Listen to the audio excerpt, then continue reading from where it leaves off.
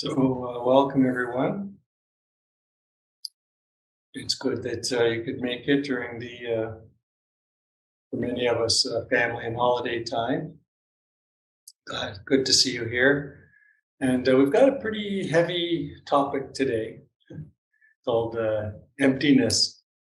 I had a whole bunch of titles: the joy of emptiness, the Buddhist concept of emptiness, and so on. But it's basically, I want to give a really what can I call it, a broad overview of the term, give it some context and define it, and then end, of course, as we always do, how we can practice with it. And you got a taste of that in the guided meditation because we practice with impermanence. So one thing we can do is continually notice everything's constantly changing, even when it looks like it's not. If you look really closely at every little nanosecond, even a sound, a constant sound is shifting and changing. It's a waveform that's constantly moving and shifting. So in this talk today, I'm going to give you a really brief kind of look at the different ways that the term emptiness is viewed or conceived in different Buddhist lineages. I want to give you a couple of misunderstandings that cause some confusion with the term, and then I want to kind of look at the three aspects of emptiness and how we can practice with it. So emptiness is used. The term is used in all the traditions, or lineages, I guess you could also call it, in Buddhism. So it's but they have different conceptions of the term. So in early Buddhism, or what's called Theravada Buddhism, it really looks at the emptiness of the self. And the Buddhist teachings in the Pali Canon really concentrate on that aspect. In other words, the emptiness of you, the I, the me, I, me, or mine, looking at the emptiness of that. And in particular, looking at, trying to find a self in the five aggregates. Can you find a self in this body? Can you find a self in your mental formations? And can you find a self in your feelings, feeling tone that arises with experience, so pleasant, unpleasant? Can you find a self in that? Can you find a self in your perceptions? Are they changing? Notice you have different perceptions of things as you go through life. And can you find a self in sense consciousness? And I won't go into those kinds of those five heaps or five aggregates as they're called, but really the early Buddhism, Theravada Buddhism, really concentrated on focused on the idea that there's no fixed, independent core within person, the permanent, independent self. So that's really you could say how it is, very briefly overview how it was looked upon in the earliest teachings. And then Mahayana Buddhism took that and said, well, not just the self that's empty, but everything is empty. All phenomenon, all formations, all objects, everything is empty. There's no fixed, intrinsic reality underlying anything. And that tends to be the teaching that gets taught when we look at emptiness. It tends to be along the lines of the Mahayana teachings, probably the most widespread. Even books written by what you might call insight meditation teachers tended to take a Mahayana approach to their exploration of emptiness. And then the Tibetans, the Buddha nature teachers, Dogen, the one that I'm most familiar with, talk about the emptiness of emptiness. So not even fixating, not fetishizing or fixating on this on emptiness and creating a thing out of it, that it too is empty. So there's the only thing that exists is this presence or this Buddha nature that underlies all things. So that's a really, really brief kind of blast through lineages, and I've missed so many, and I've missed a lot of different conceptions because there's a lot of nuances within each of those. But just to give you that's if people find that helpful, because they'll read about emptiness in a book and go, well, that doesn't sound like what we were talking about, and it's because there are these different lineages. So that's just good to have that knowledge if you're going to explore this topic further. The two big misunderstandings that we have around emptiness, one is that people think it's a meditative state, perhaps, and the other is people may think of it as equivalent to nothingness or meaninglessness. So I'm just going to talk briefly about those two. So if people think it's a meditative state, and I've actually heard this and read it in several books, that it's there's as being a type of emptiness, but it's really not the way that term was used. It's not referring to a meditative state where everything goes blank, where there's a void. And perhaps you've experienced this in your meditation. It's a well-documented experience as concentration deepens, that there's this kind of void, everything just kind of stops and goes blank.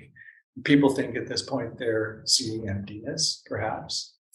That would be a misrepresentation of the term. People sometimes even think, well, this is enlightenment, right? I'm seeing emptiness, so I must be enlightened because everything has stopped. And it can actually be a hindrance. Seeing these deep states of concentration or absorption as enlightenment can really preempt your continuation on the path. So it's really important to realize that this isn't enlightenment. It's a well-documented, as I said, stage of concentration, or the jhanas. It's part of the jhanas. In other words, it's impermanent. Right? It doesn't last. You come out of it, and it doesn't lead to permanent happiness and peace. Right? It comes, goes, and if you grasp at it, it can actually lead to a lot of suffering. So the insight into emptiness isn't a special state that can be attained through concentration practices. It could be helpful, but it's not what emptiness is. Nagarjuna, who I've talked about in the past, and Jason has talked about as well, quoted as saying, "Emptiness wrongly grasped is like picking up a poisonous snake by the wrong end. In other words, we will be bitten." Pretty graphic warning to be careful about how we conceive and then practice with emptiness. It's like emptiness wrongly grasped. It's like picking up a poisonous snake by the wrong end. In other words, you will be bitten.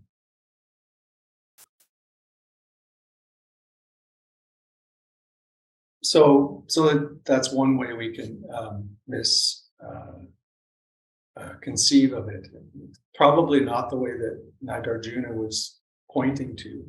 He was probably pointing to the conception of emptiness as being nothingness, as being the way that it can be wrongly grasped, wrongly understood. Because seeing it as nothingness can lead to a very nihilistic view.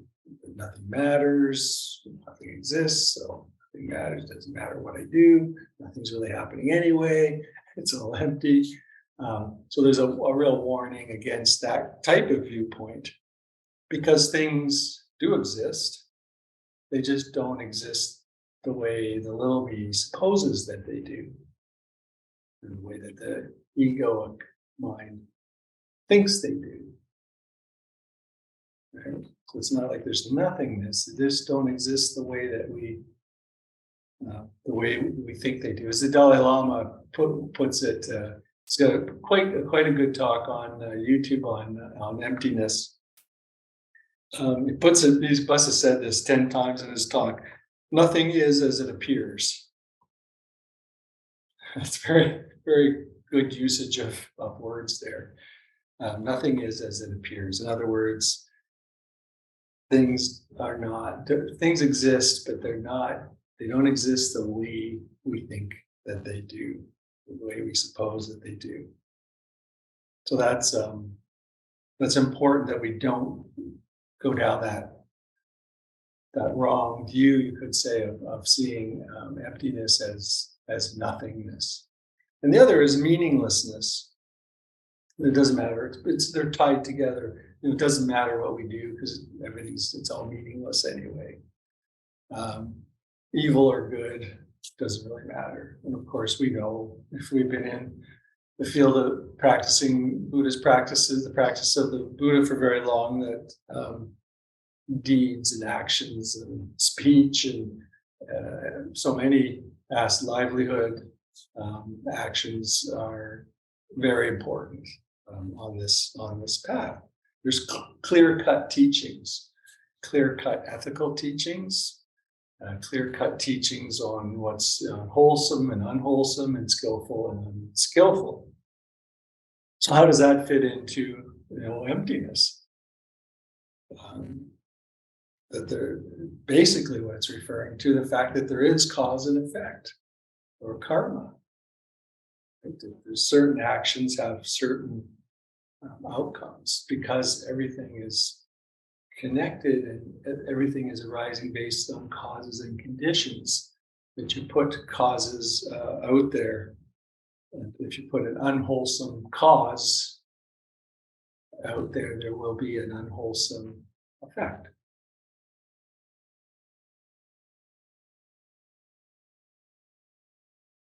So the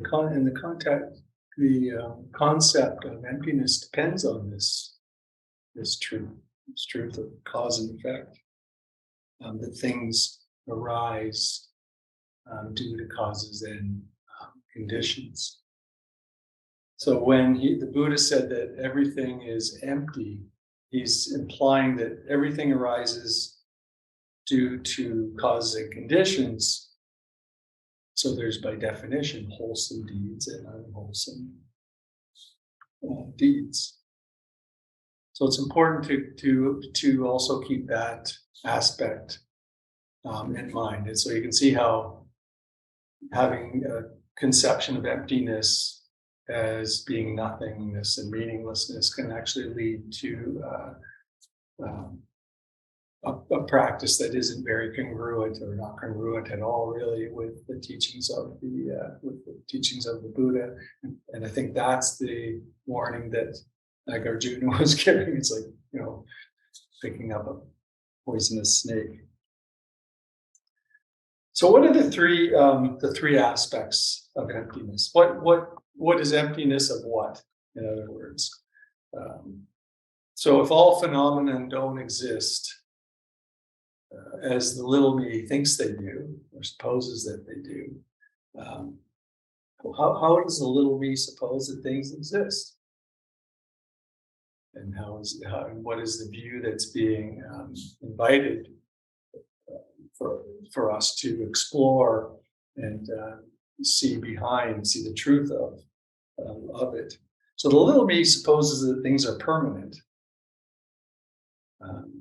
That things can provide lasting happiness, that they're satisfactory, and that they have an independent existence.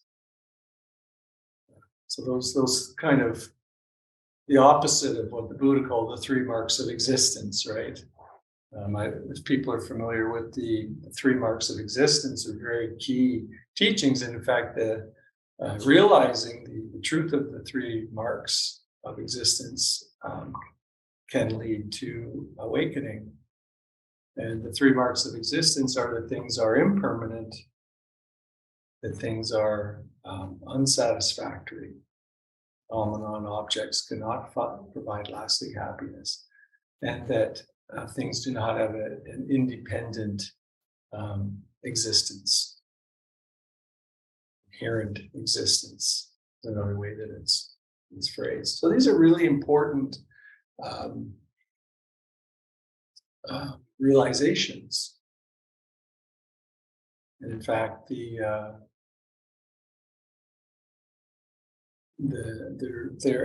realizations. So listening to me say that things are impermanent, unsatisfactory, and selfless or egoless isn't very helpful at all. It can give you a framework, I guess, the scaffolding. But the idea is to see this directly in your experience, as we've talked about many times here. And in fact, what's interesting is you can do these meditations, that like meditation we do on impermanence, kind of finish it and you go, yeah, well, yeah, it was nice. I do feel calmer, like we do after meditation. I'm not sure I had any big insight on impermanence. But if you do that kind of meditation, and not just in your formal practice, but if you do it when you're just moving in the world, which, as I've often said, your whole life is a meditation. There's formal meditation and informal. Formal is when you sit, walk, do formal practices like we do here, and then the informal is the rest of your life. I know maybe that's not the strict definition, but that's how I define informal practice. It's the rest of your life. And if you practice that way as you're going, with everything, seeing impermanence over and over again, there's a sudden flash of insight around impermanence can arise. It can just seem like so obvious. I've told the story before. The flash of impermanence came for me when I was had my hand in a dog poop bag and I was picking up the dog's excrement. So of course my mind was, and I think there was something to that. The poop part of it is actually quite key. My mind was not thinking about anything. I was very focused on keeping the poo on the inside of the bag and not on my hand. So there was a space that something could come into. And those are the kinds of things that, when the kinds of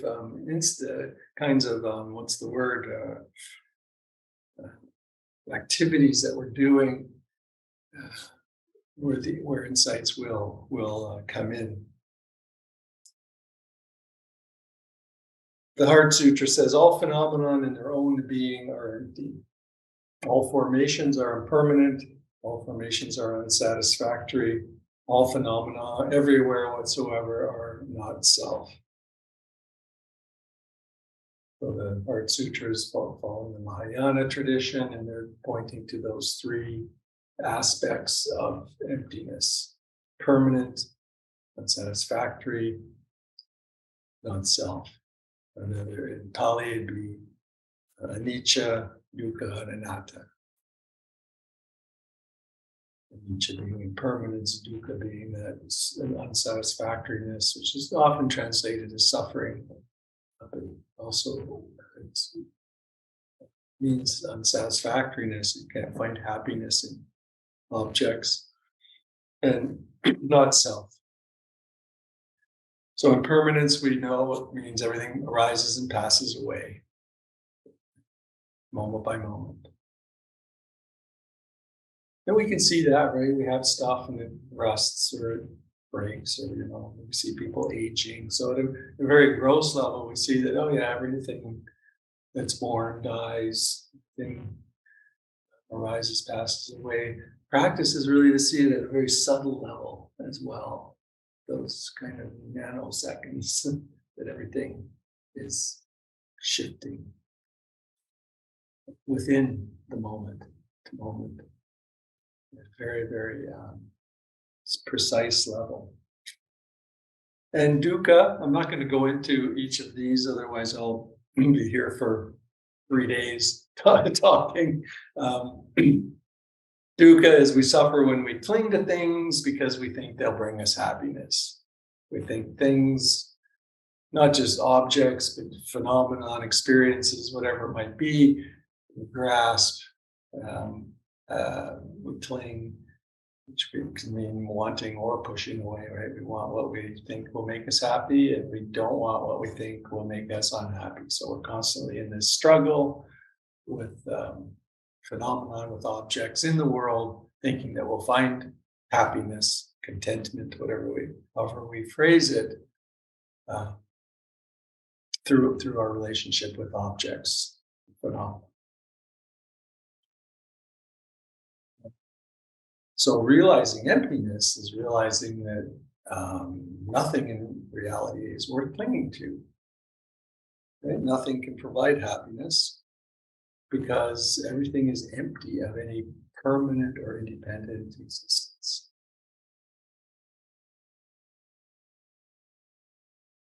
You see how the 3 marks are actually very interconnected. They're not really separate at all in any way. So we suffer because we grasp at things, thinking they're fixed, substantial, capable of being possessed by the ego and bringing happiness.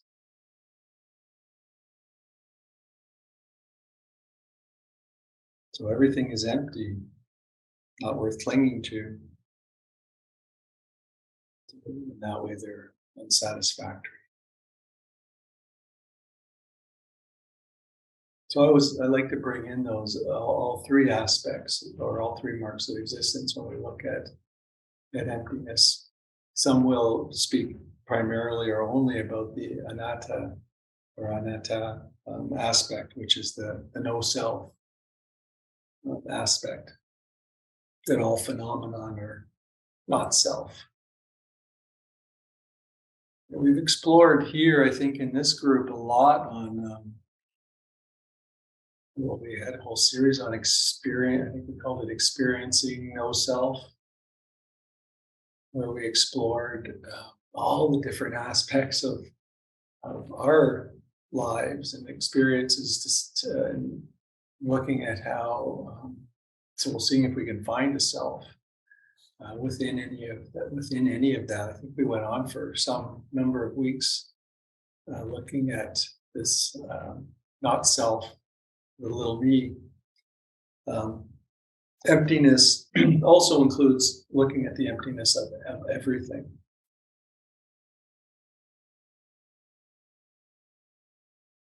That all phenomena have no inherent independent existence.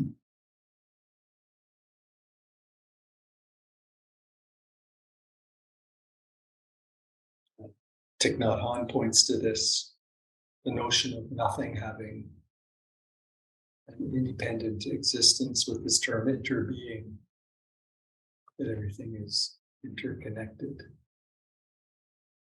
It's dependently co-arising. Everything is dependent on something else. So emptiness is pointing to the fact that everything is empty of this inherent separate essence or existence. But it's actually full, right? I think I said last week, think of emptiness as fullness. I was kind of getting maybe playful with the language, but it really does mean interbeing means everything interbees with everything. You know what I mean? Everything interbees not be, but we're interbeing with everything. Everything depends on everything else. So this notion of emptiness really is pointing to the fullness of everything being whole, because it is constantly co-arising. There's a lot of joy. That's why I was going to call it the joy of emptiness, is there's a lot of joy in that notion that everything interbees.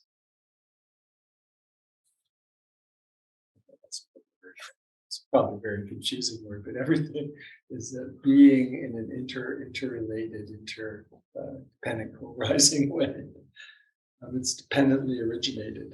If you want to use the translation that is often used, maybe less confusing than interbees. So, but to say that something is empty, to say that everything is dependently originated. That its existence depends on something else. If it exists, so does the other thing. And if it ceases to exist, so does the other thing.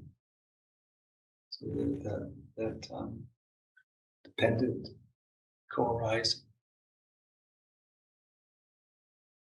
So all formations, phenomenon, selves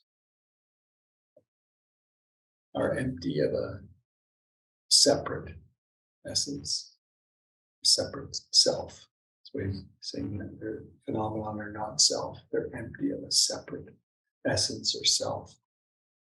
But they're full of everything in the cosmos. Everything is interrelated in the cosmos. I often hear that, if you removed a grain of sand, pick a beach, remove a grain of sand from the planet, that the entire cosmos would end. Because everything is interrelated at such a deep level, because you'd be removing something that is part of is the whole. Here's the quote that part of the sutra that was brought up last week or the week before. Listen, Sariputra. Form is emptiness, and emptiness is form. Form is not other than emptiness. Emptiness is not other than form. The same is true with feelings, perceptions, mental formations, and consciousness. So form is emptiness, and emptiness is form. Form is not other than emptiness. Emptiness is not other than form. So it's like talking about the wave is the water, and the water is the wave.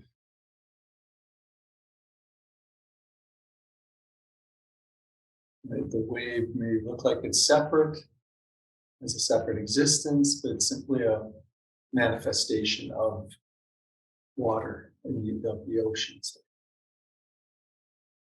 And water is wave.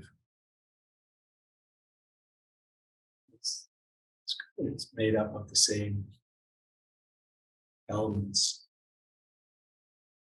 So hopefully that's helpful. Form is emptiness, emptiness is form, is like wave is water, water is wave.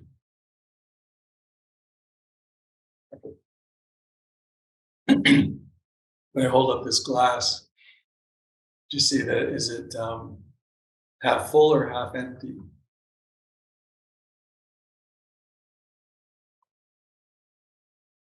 So when I heard that in my Buddhist background and teachings, I thought, it's a dualism, right? It didn't resonate at all as a teaching. But so it's not whether it's half full or half empty, rather, can you see that the glass is both full and both empty at the same time? They're the same. Empty it a little more. So it's not that it's whether it's half full or half empty, but it's both half empty and half full at the same time.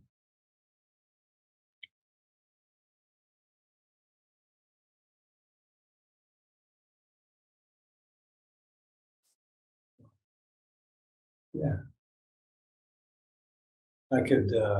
emptiness is such a huge topic because it does touch on those three marks of existence. And as I said, we could talk about each of those marks of existence at so many levels of practice and of conception.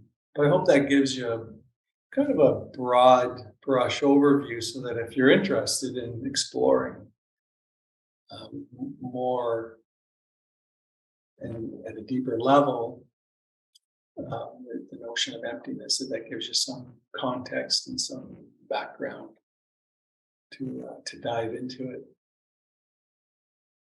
That probably must have stirred some questions there with quite a broad brush overview of emptiness. So I'll open it up to people in the room here or to people on Zoom. Any questions or comments?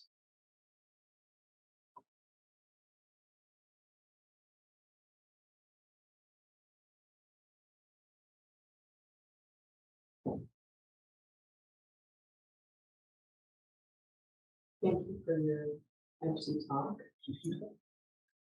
One question that I have, that's like a new compliment.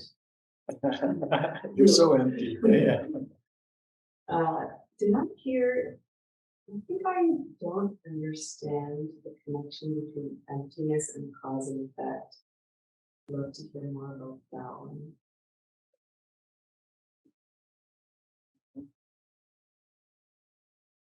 Yeah, it was kind of point I was making in going into looking at karma. Emptiness needs karma. I think I've heard the Dalai Lama say that actually, that emptiness needs karma. You can't have emptiness without karma, and you can't have karma without emptiness. And you can't have a nihilistic conception of emptiness if you have karma, the conception of karma, of cause and effect, because you have because things start to matter. They're not. They may not have meaning, but they're not meaningless. You know what I mean? They have. They're not meaningless in the sense that they have an effect in the world. And because there's an effect from your deeds and actions, speech, and so forth, that there is importance, you could even call it a personal responsibility to put wholesome or skillful actions into the cosmos, into the universe, into the world, because they do matter in that sense. So it's hard because you get into dualistic words so quickly when you describe things. It matters and it doesn't matter, and in a non-dual way. But and I don't want to get into the conception of relative and absolute realities, because I think that I've started to move away from that, because it creates an easy way for the egoic mind to understand these ideas, but it creates a duality. So now I'm in the relative world, so I have to care about what I do. But ultimately, when I'm in the ultimate world, there's nothing matters, so I don't really go there anymore. But this can be a helpful teaching tool. But I'd just like to say that I like the way the Dalai Lama says that emptiness needs karma and karma. I just remembered that he had said that as you asked the question, and karma needs emptiness, and that's because without karma, emptiness can mean nothingness, and can lead to kind of fatalistic, nihilistic, nothing matters, it doesn't matter what I do, nothing's happening anyway, kind of viewpoint. There's karma will counter that, right? It does matter because there's cause and there's there's effect. Does that clarify it enough? So if my little brain would say back, it's cause and effect, karma needs cause and effect. Nothingness needs karma in order to be a full nothingness, a non-nihilistic nothingness. But it's not that cause and effect explains emptiness. Right. Okay, Yeah. so then I maybe That makes sense to misunderstood me, the first time around, Yeah. and probably still misunderstood. Yeah. I mean, yeah, nothingness is just another word, right? So you used it in two ways. And when you gave it a definition that makes it useful, but without cause and effect, it can be nihilistic, as you said. Yeah. Because saying things don't exist is also not what emptiness is pointing to. They exist, just not the way that we think they exist. So if you what's the analogy I sometimes use? If you're looking in a mirror, um, it looks like it's actually real, but it doesn't exist in the way that I don't even know a mirror. But if you didn't know what a mirror was, you'd think that this is a real thing. So it's existing in the sense that it's appearing, but not the way that we suppose it's appearing as something that's independent, solid, eternal. I don't want to get into that. We'll open up a whole bunch of other questions in terms of timelessness. But yeah, so that mirror example is helpful. It's another way to point at to look at emptiness. It's so things do exist or they appear, but they're not, not as think they appear. We have we have ignorance, delusion, as Buddha would call it. We don't see things as empty.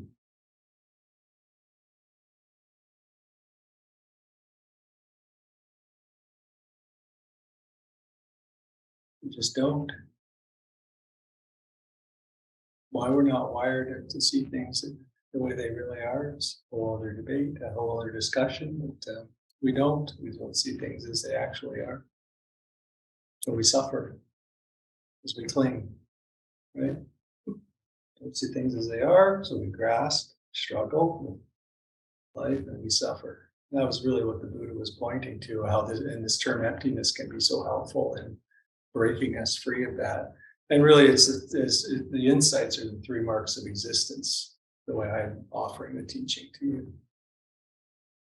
So I don't want to give you an esoteric talk on emptiness, right? That gets us up in the clouds and debating the finer points, the academic points.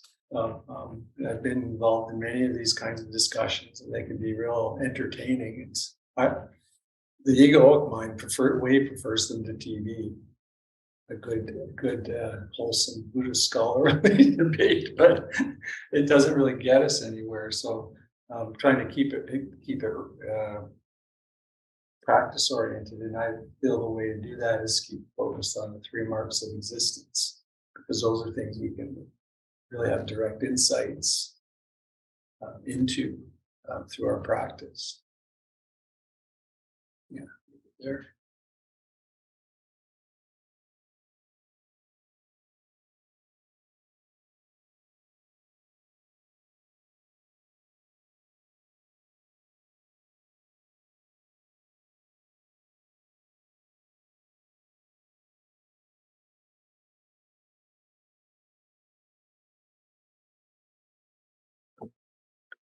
Jason. Thanks, Stephen, and it's great to see everyone. I'm really glad you brought up the absolute and relative, because I've been that came to my mind too during the talk, and I feel like what's coming up for me is that emptiness is non-emptiness, or emptiness is fullness, and fullness is emptiness. That's kind of that kind of absolute and relative um, relationship that we don't that's the mind can't wrap its head around how that relationship works between the absolute and relative. It's like, but this is the nature of the universe. The absolute and the relative are both important. um so yeah, I just and when I think of when I think of emptiness, I'm thinking, yeah, things are empty. Individual things are empty, and they have no. I like how Thich Nhat Hanh. I read in one of his books how he says emptiness is meaning that things are empty of a separate self, and that I like that one. And then, but if you take everything, if you take, like you said, if you take one little grain of sand out, or for some reason, if I had some magical power and could make this pair of scissors disappear and be annihilated from the universe, then it would annihilate everything. So every little thing as well is it's empty, but it's also full when you take it in the context of everything. So it's um but both the emptiness and the fullness are just as important. Like, you can't just take one thing. And that's why I've come to see, like, the absolute relative thing lately too. Is I think of emptiness, and I think of causes and conditions, and I think of, what comes to mind is um, samsara, living the samsaric world. Everything is empty, but at the same time, everything is full too. When we're able to kind of get outside of that little me, and actually we get, you can get a glimpse of the big picture, and then um, then you're getting a glimpse of the absolute, but there's still a relative too. And so they're both equally important. And the question I had for you though is that, as far as like the eightfold path, and the kind of the right kind of having ethical conduct, it seems like, depending on who you're talking to, I mean, it's pretty straightforward for like big things, like you shouldn't kill people, and you know. But for smaller things, there can be a lot of debate. So I'm just wondering if you have any comments on kind of ethical conduct. I'm more one for, like, myself. My own experience has been, if you falling into that vast open space of awareness, and kind of that, the bigger self, that sense of wholeness, that conduct kind of flows from there. Um, but sometimes that's not, maybe not going to work all the time. So, and I know it's not really about working and not working, because in the end, everything's just unfolding, and we're all just part of this big Tao, this big natural order unfolding, and our little me wants to think that we're in control of it when we're not really. So I'm just wondering if you could comment on that, like the ethical conduct part.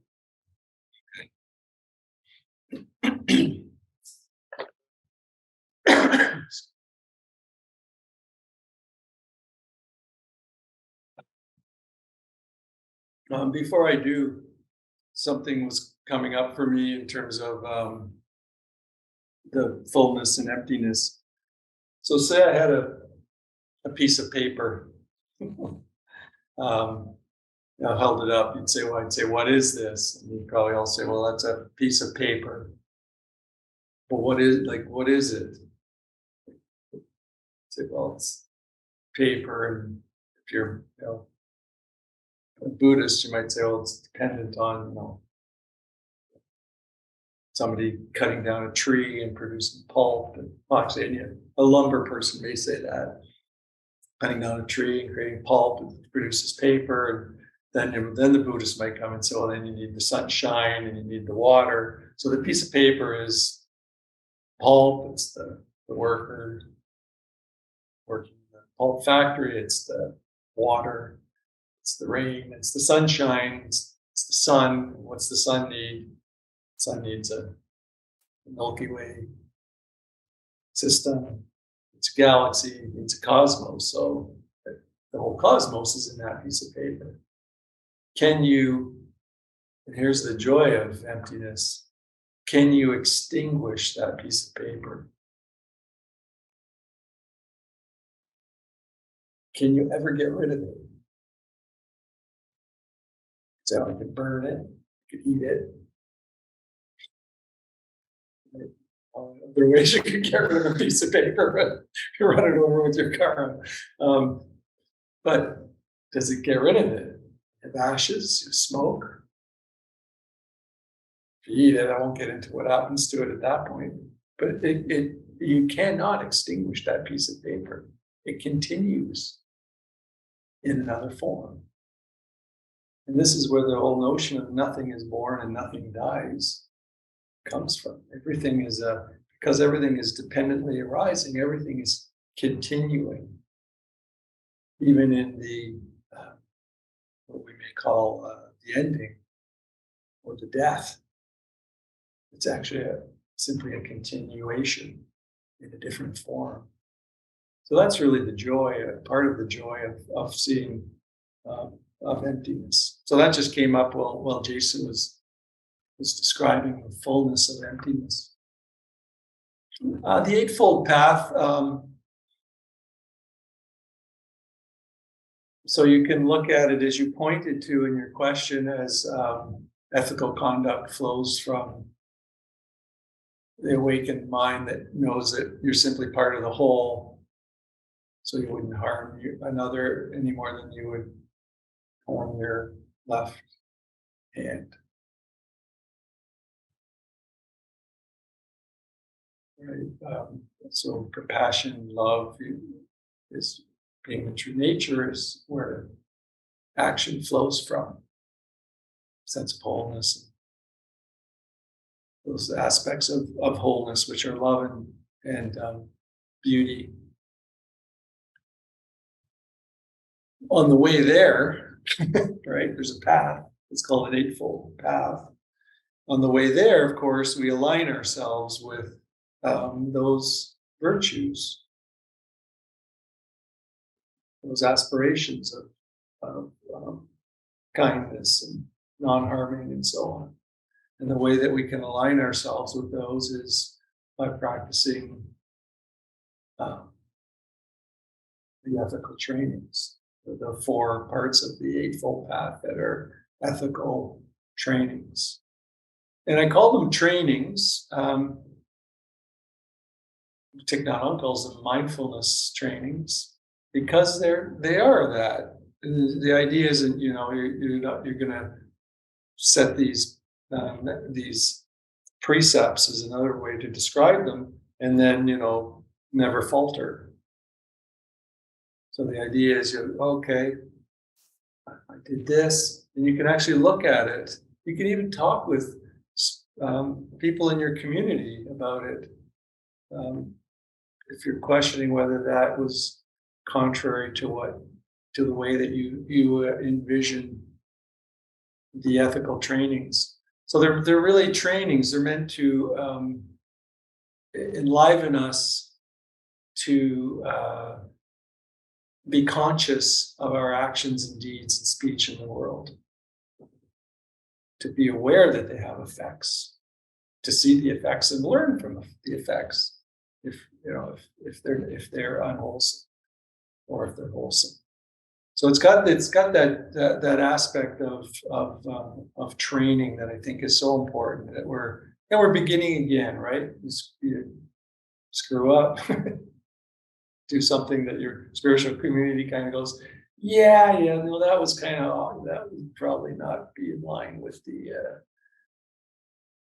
or, there may even be disagreement. As you said, it's not always um, clear cut. Even the monks, there's the story of the blind monk walking around, stepping on ants. Buddha, and the monks are saying, "Oh, he's killing ants. Shouldn't be doing that.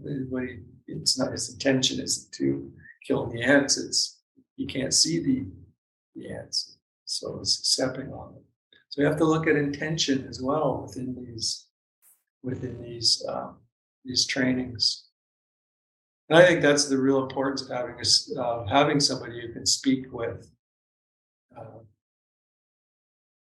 to get other viewpoints on the less clear ones. Some of them are real clear, right? Like at a big level. But I felt at one point I had a swimming pool in the backyard. You can believe it. Now I say it, it's like I feel shame. But I had a swimming pool. And I felt like I was like literally massacring the wildlife, insects, frogs, mice. And it just broke my heart. I could not stand it. It just broke my heart. But you ask some other people and they'd say, well, your intention isn't to kill. But I see the voles running into I got to a point where I would sit and watch the pool, and I created structures so voles could climb out, and then I'd have to check the little bucket for frogs, the little filter thing, and I'd freak out if there was a frog in there and be out there check. So that was part of my practice, right? Just the way it unfolded. So that was how I was defining non-harming. Of course, I was vegan for a long, long time, as I've told you. That was part of a non-harming practice. Now I'm back to eating meat. So many in the community would say, "Oh no, that's and that can actually be seen as a fairly clear-cut one in the Buddhist teachings by many." But I needed it to feel healthy. So yeah, there's a lot of ways to engage with the mindfulness teachings, is what I'm saying.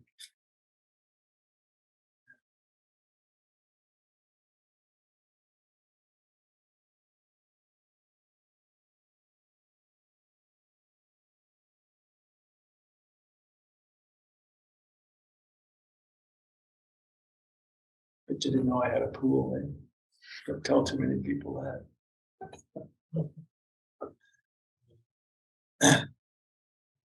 The things our children will get us to do.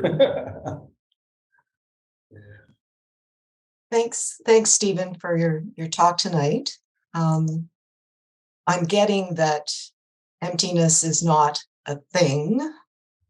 It's more a description of the way things are, a description of the nature of reality, and that we can experience it.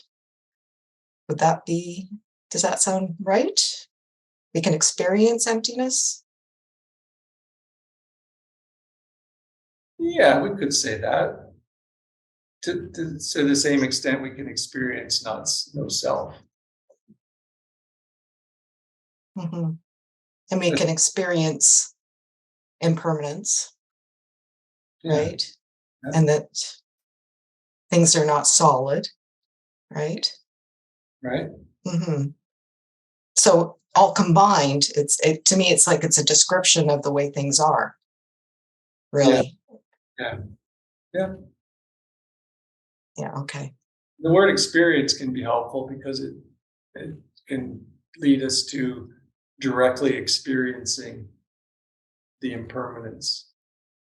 non-solidity, to use your word, the unsatisfactoriness of phenomenon as we go through our day. So that's what the word experiencing can be helpful. But it's not an experience. Right. So I purposely labeled that series experiencing not self rather than the experience of not self, because it's not something that there's no solid independent human that can experience it. Right. Yeah. Good, thank you.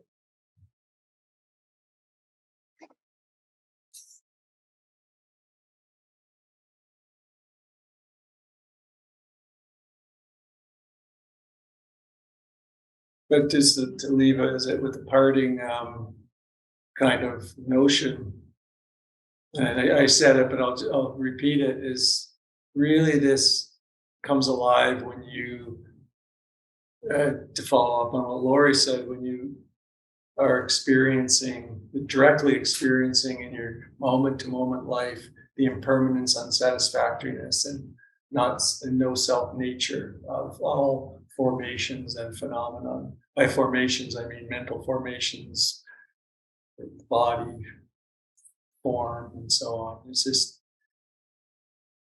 continuously, relentlessly, precisely seeing those three aspects or marks of the unfolding of life, of your life and the life of phenomenon beings around you. It's so that's a very powerful aspect of this practice. And that would be my invitation to you for the week, is to, when you remember, to just engage in that. Put a stickum on the beer fridge or something. Or wherever, on your TV remote, or other ways that we distract ourselves. Instead of distracting ourselves, engage in a practice. It could just be a walk through nature and observing those three marks, those three aspects. So yeah, I'll end it there, and good luck with practicing that. It's great to see you all. Thanks for coming out in this in-between kind of week between what's Christmas for some people and New Year's for some people. Great to see you. Take care. Thank you, Stephen. Do well, everybody. Everyone. Bye, everybody. Happy New Year. Yep. Happy New Year.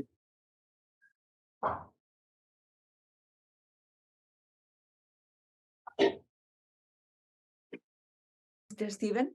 Yes. I am a friend of Jason's, and he invited me to come to your group. Nice to meet you. Nice to meet you. Thank you. I really enjoyed it.